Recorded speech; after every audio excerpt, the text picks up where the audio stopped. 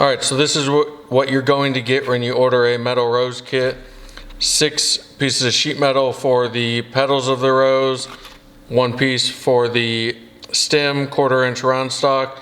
Some of them will have a hole drilled in it because some customers wanted to powder coat them, some don't. So some of them have a hole that are already drilled in there, some don't. So if you need to powder coat it and you want to have it hung by a piece, you'll need to drill a hole if yours doesn't already have it.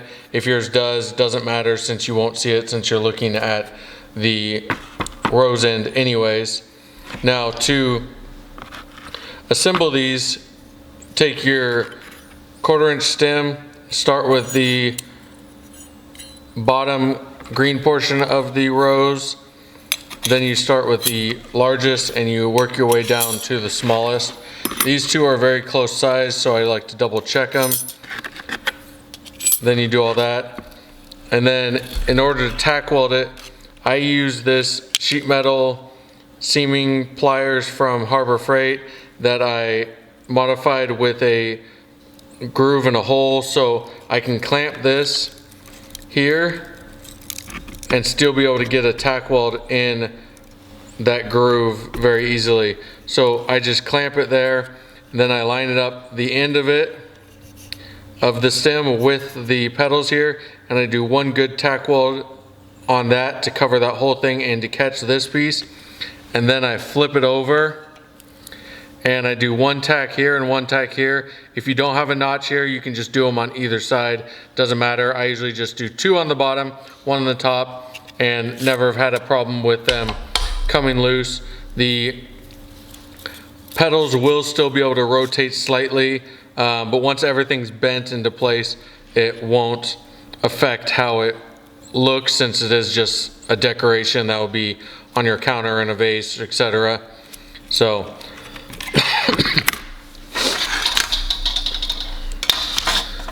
this one here is all tacked up, so I got 1 good tack there that gets the end of the stem and still clamping it.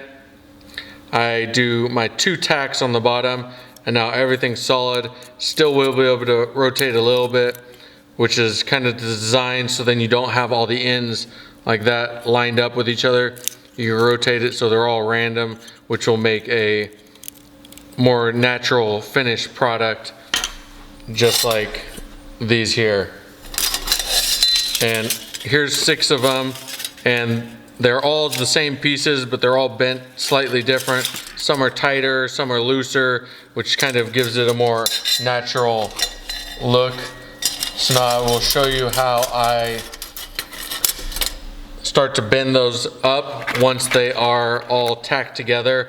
I'll clamp this in a vise and then use my needle nose pliers, and trying to get underneath these, you can't really get underneath them easily because they're all tight together because I use the pliers.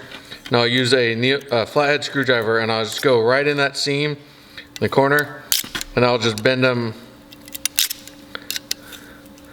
I'll try to bend them up. Sometimes easier said than done. So I just bend them all up a slight bit. And then I'll use my 2 pliers after I get this in a vise to bend the petals, and I try to make them as tight as possible at the beginning because it does start to get quite a bit larger. And then once all these petals are bent, this component is still flat, so then I will use a piece of 2-inch tubing and I'll slam it onto the table or the vise to bend that up tight, and then I will bend these however feel need. Full circles here, some a little wavy, doesn't matter since it's supposed to look natural. So now I'll show you how I construct them all. They take me about 10 to 15 minutes once they're all tacked together to get them all bent up into shape. So now we'll do that.